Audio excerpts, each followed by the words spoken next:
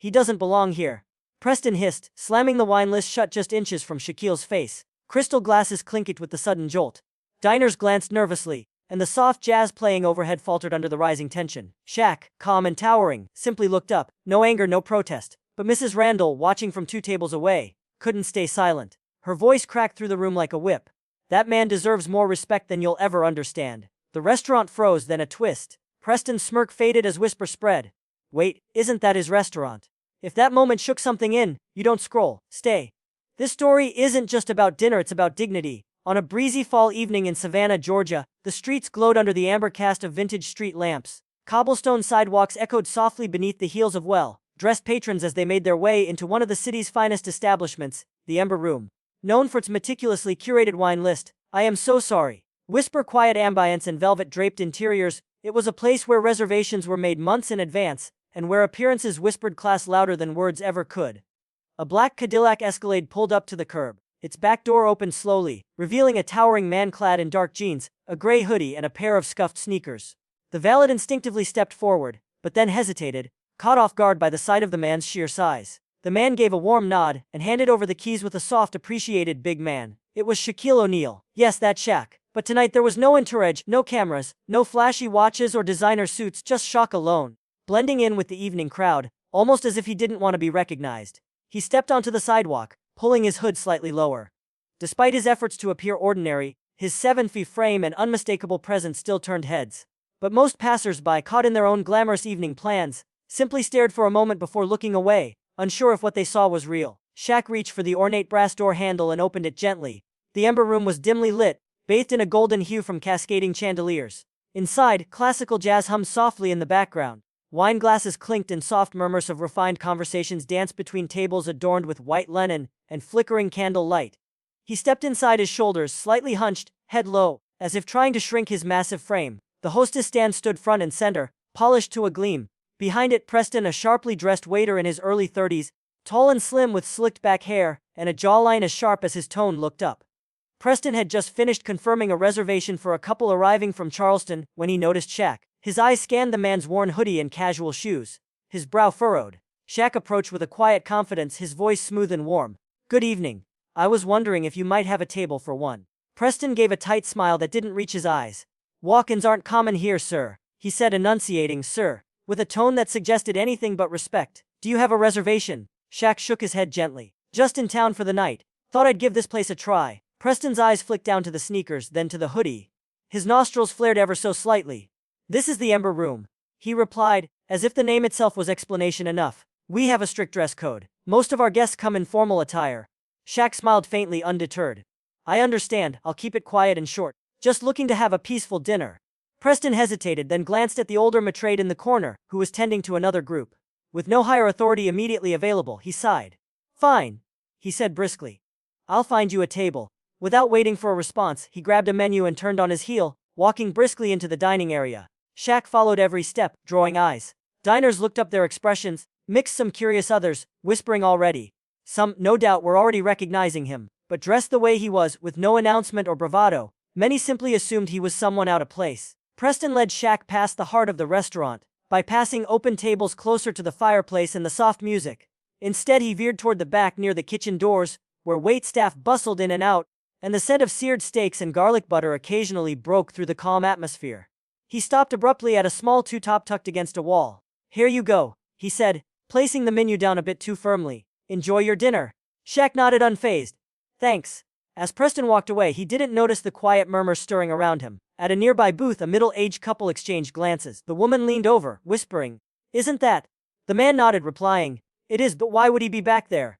Shaq took his seat, slowly folding his massive frame into the delicate chair with surprising grace. He adjusted his silverware, glanced around, and settled in as if he belonged there all along.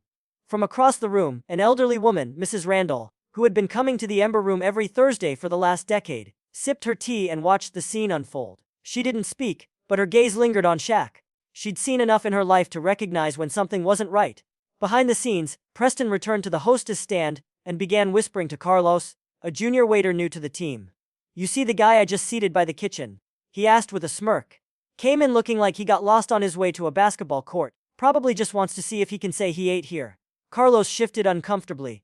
But isn't that Shaquille O'Neal? Preston scoffed. Even if it is, we treat everyone the same here. And if you don't come dressed right, you don't get treated right. Simple as that. Back at his table, Shaq browsed the menu without urgency. He didn't need this place. He wasn't hungry for validation. He came for something else, a reminder, a test. And the test had already begun. The subtle sounds of silverware and muted conversation continued to float through the Ember Room. But at one corner table near the kitchen doors, the tension had begun to shift. Shaquille O'Neal, seated quietly in his hoodie and jeans, remained an immovable presence, but around him the ripple effects of his arrival were starting to thicken the air. From the hostess stand, Preston kept glancing in Shaq's direction, annoyed by the lack of discomfort on his guest's face. He had expected resistance, maybe even a complaint. Instead, Shaq looked completely at ease.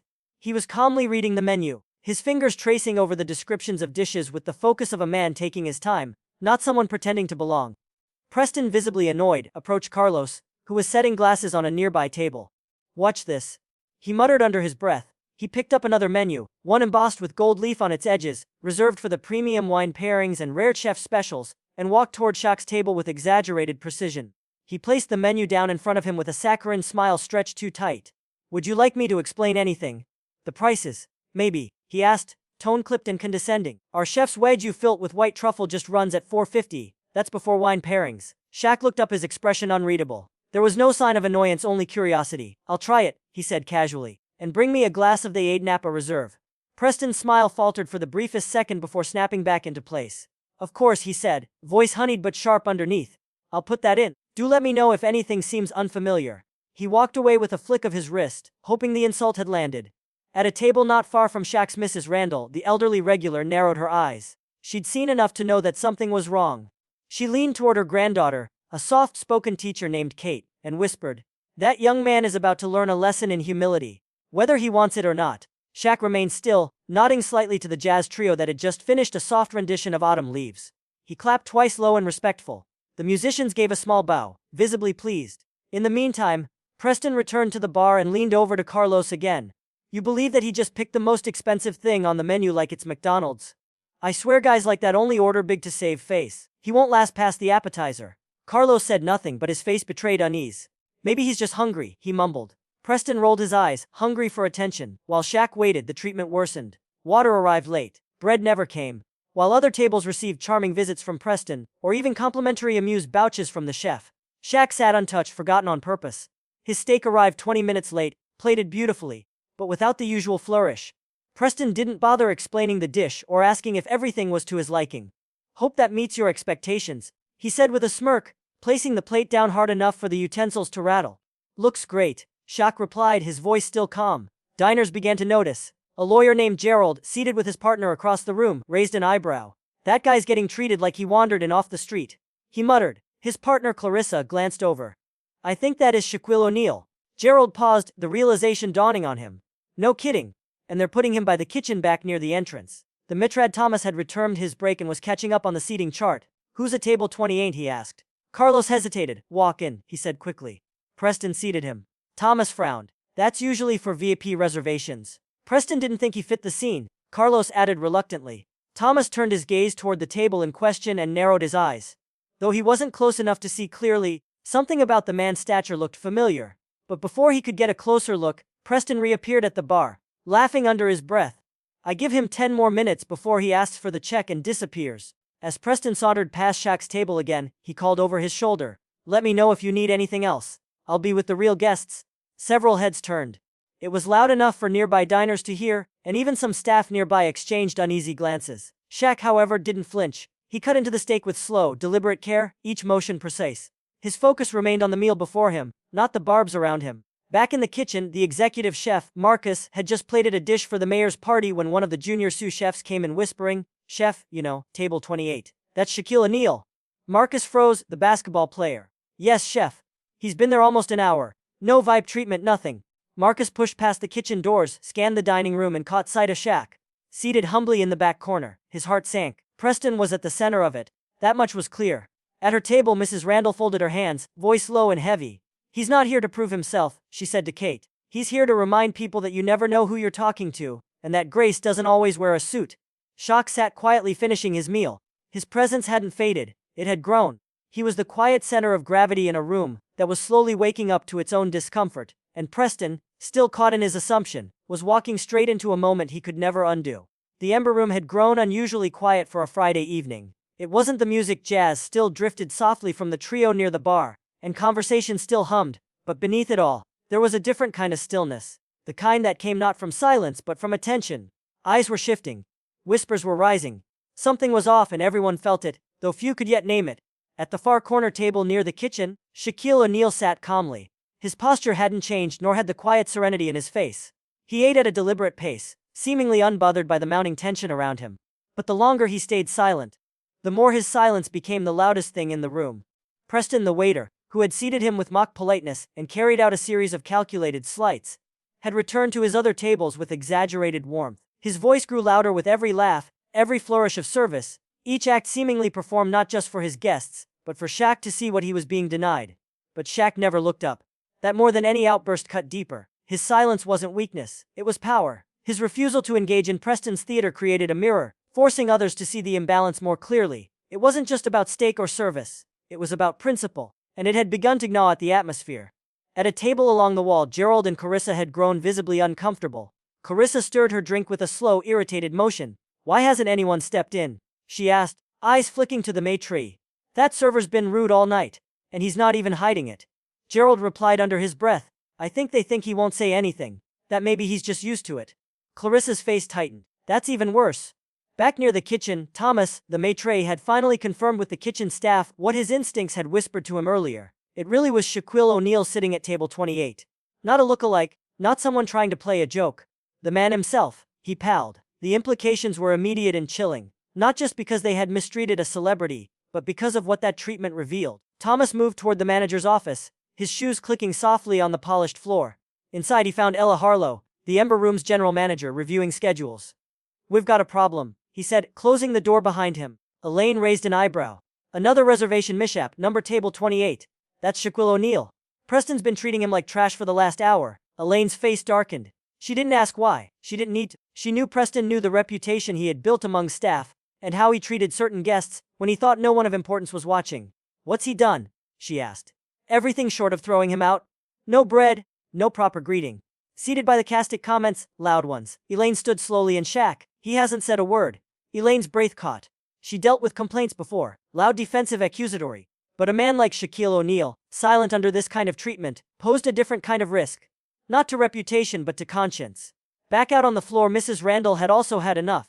She signaled Thomas quietly, and when he approached, leaned in. "Son, you may want to do something before this turns into a lesson in humility. One this place may not recover from." Thomas nodded. "We're on it." Meanwhile, Preston returned to the bar, still smug. "He's probably halfway through and already counting his change," he joked, though his voice lacked the glee it had earlier.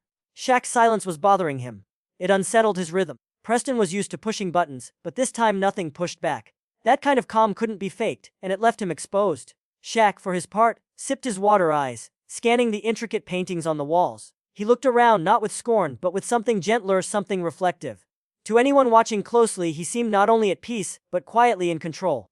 Carlos, the junior waiter, passed nearby and caught Shaq's eye. Shaq nodded once, a silent acknowledgement. Carlos paused, then took a deep breath and walked toward the bar. "Preston," he said quietly but firmly, "you need to stop." Preston sneered. "Excuse me, you're humiliating him and yourself." Preston scoffed. "You don't even know who he is." Carlos raised an eyebrow. "Don't I?" And before Preston could respond, Elaine entered the dining room. Her heels struck the floor like punctuation marks. Every head turned. She walked directly to Shaq's table, stopping short with a slight bow of the head. "Mr. O'Neal," she said, voice low and respectful. "Please accept my deepest apologies." Shaq looked up, smiled. "It's okay," he said, calm as ever. "I'm just here for dinner." "I know," Elaine replied. "But you deserve better, everyone does."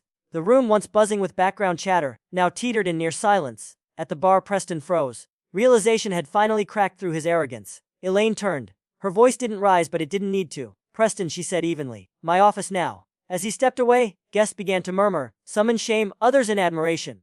Mrs. Randall smiled, raising her wine glass. "Told you," she said to Kate. "Some people don't need to raise their voice to speak the loudest." In the center of it all, Shaq remained still. Not because he needed power or control or revenge, but because silence wielded with purpose had already done everything words could not. Shaquille O'Neal rose slowly from his seat. The ambient jazz, momentarily quieting in deference to his looming figure. His voice, however, was calm, measured with the weight of years shaped by patience. "I came here tonight not as shock, not as a celebrity or an owner," He began fixing his gaze on Preston, who stood frozen in place, just as a man wanting to share a quiet meal. His eyes, warm but resolute, met Preston's, and silence fell over the room like a held breath. Angela, head manager, hovered nearby, both eager and anxious. She had already taken steps toward damage control, but Shaq's presence demanded more. He continued, "But what happened out there shouldn't happen to anyone, famous or not. It's not about me. It's about how people are treated, when no one sees, when they're dismissed before anyone knows who they are." Preston's shoulders sagged, a tremor in his posture, betraying the unraveling facade of confidence.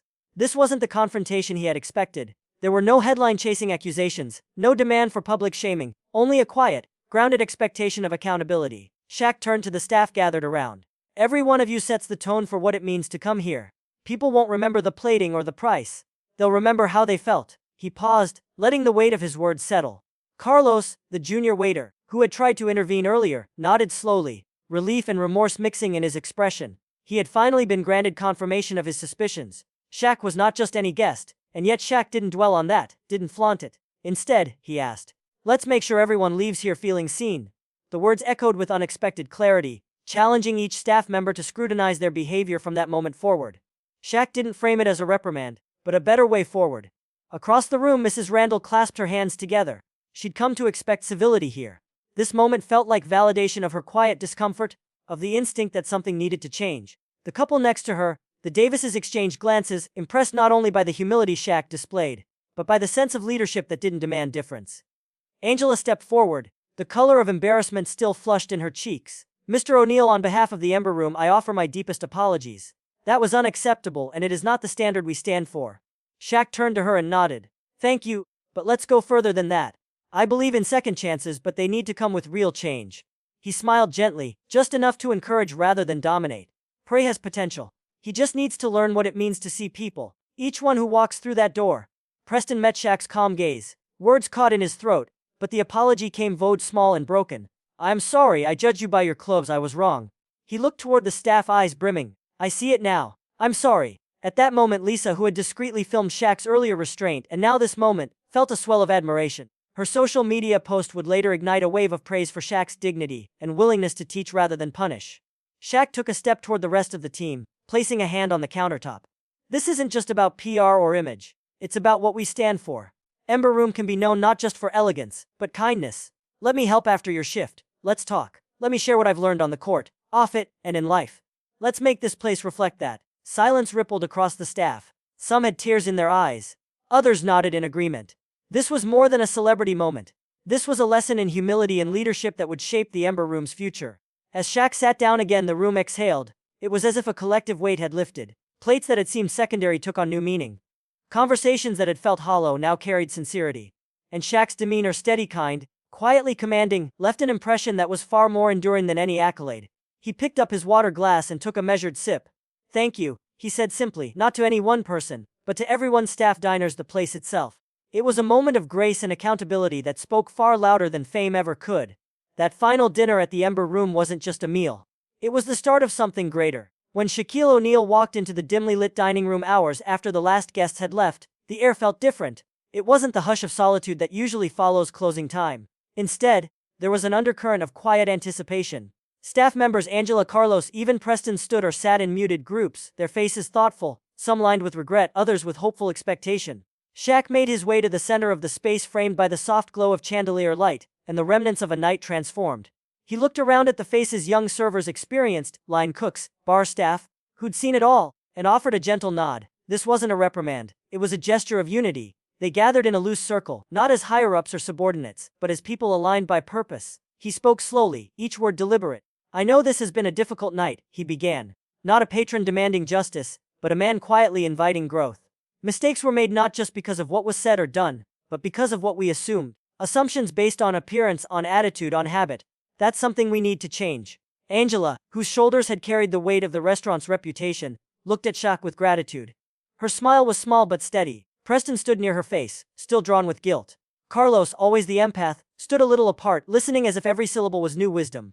Shaq continued. "I've been underestimated before," he admitted. "On the court, in business. Every time someone thought my size or my manner meant something about who I was. But I've learned that humility, calmness, respect, those are the signs of real strength. That's why I'm here with you tonight, because leadership begins with service, not applause." He walked slowly toward Preston, who looked away uncertain. Shaq laid a hand on his shoulder. "You've got character, kid," he said softly. "You just need to widen your vision. Treat everyone who walks through this door as someone worthy. Not because of who they are, but because of who they could be." There was a pause and then Preston swallowed.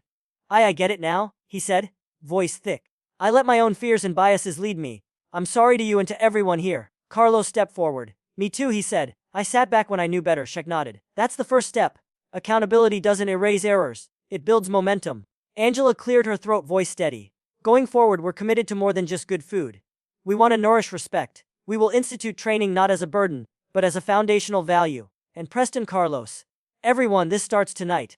Shaq's expression softened as though he felt the weight of their commitment. "That's why I'm not just here for the night. Let's meet regularly. Let me share with you how coaches I respected led me through adversity. How other stars stay humble under pressure. How to build a culture where nobody leaves feeling less than they are." A quiet agreement passed among them. It wasn't about being forgiven. They already were. But about becoming better. Preston nodded, even managed a small smile. Angels in the room seemed to shift from flickers of shame to flickers of pride. There was something healing in the gathering, the spark of transformation. Later, as they scattered to their closing tasks, the energy had changed. Preston lingered near the front desk. He pulled out a small chalkboard and wrote, "Welcome all, no matter how you arrive." Then he placed it where anyone walking in would see it first. Angela joined him. "I've called some partners," she said. "We'll fund workshops on service equity, and we'll hire more diverse staff to reflect who we are." Carlos in the kitchen placed a handwritten note near the chef's station. "Tonight reminded me cooking isn't just feeding, it's honoring." Word left the restaurant and grew. The Savannah Evening Chronicle ran a story framed not as a scandal, but as redemption. Legendary player teaches high-end staff a lesson in kindness. The headline captured the public's attention, not because of the mistake, but because of the grace shown afterward. On social media, the influencer Lisa's footage trended overnight. Comments poured in. "That's how you use star power. More restaurants could use this lesson." Shaq wins on and off the court. The conversation shifted from a snarky insult to a story about leadership, forgiveness, and humanizing service.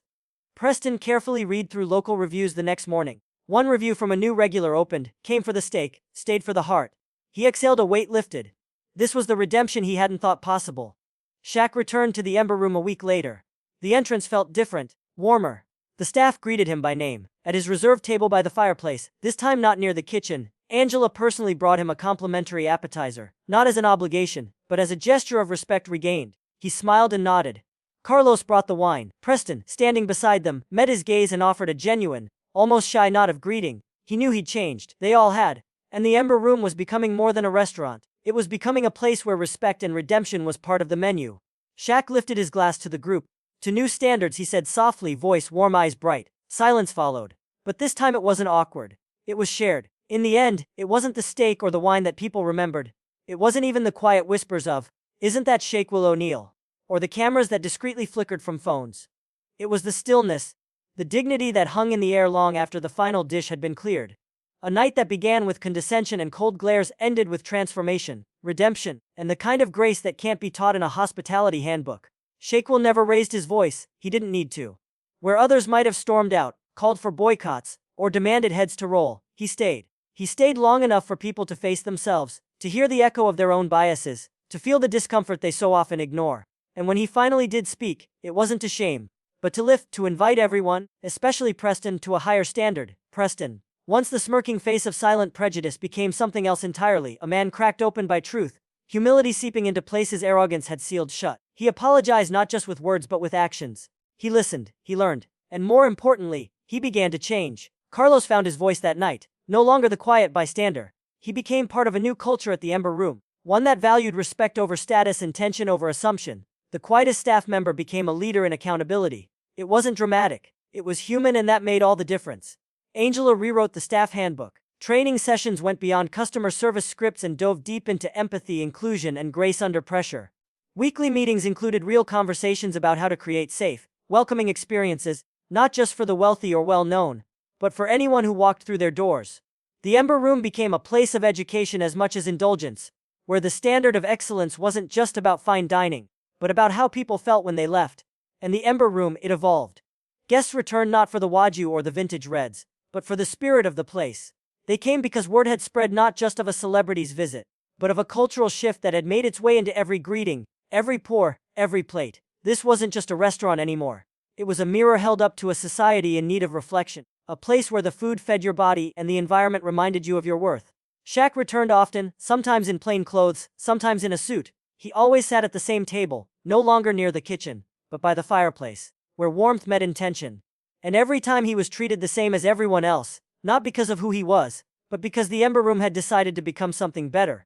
There was no performance, no special attention, just mutual respect quietly shared between human beings.